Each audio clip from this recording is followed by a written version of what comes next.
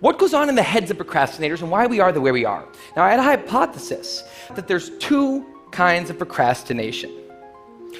Everything I've talked about today, the examples I've given, they all have deadlines. And when there's deadlines, the effects of procrastination are contained to the short term because the panic monster gets involved. But there's a second kind of procrastination that happens in situations when there is no deadline. So if you want to have a career where you want to be a self-starter, something in the arts, something entrepreneurial, there's no deadlines on those things at first because nothing's happening at first, not until you've gone out and done the hard work to get some momentum, to get things going. Now, if procrastinator's only mechanism of doing these hard things is the panic monster, that's a problem because in all of these non-deadline situations, the panic monster doesn't show up. He has nothing to wake up for.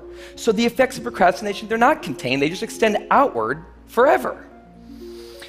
And it's this long-term kind of procrastination that's much less visible and much less talked about than the funnier, short-term, deadline-based kind. It's usually suffered quietly and privately, and it can be the source of a huge amount of long-term unhappiness and regrets. And I thought, that's why these people are emailing, and that's why they're in such a bad place. It's not that they're cramming for some project. It's that long-term procrastination has made them feel like a spectator at times in their own lives.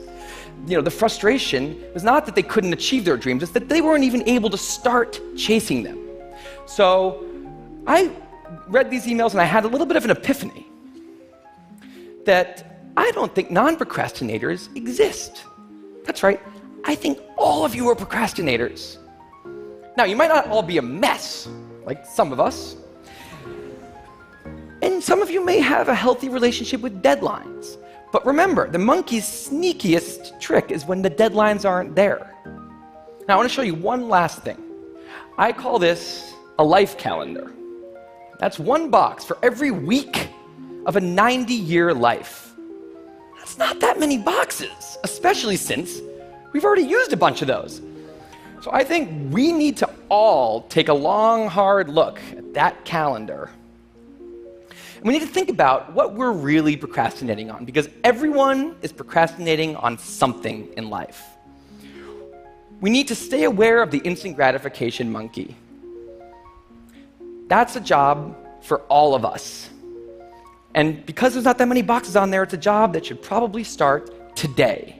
Well, maybe not today, but sometime soon. Thank you.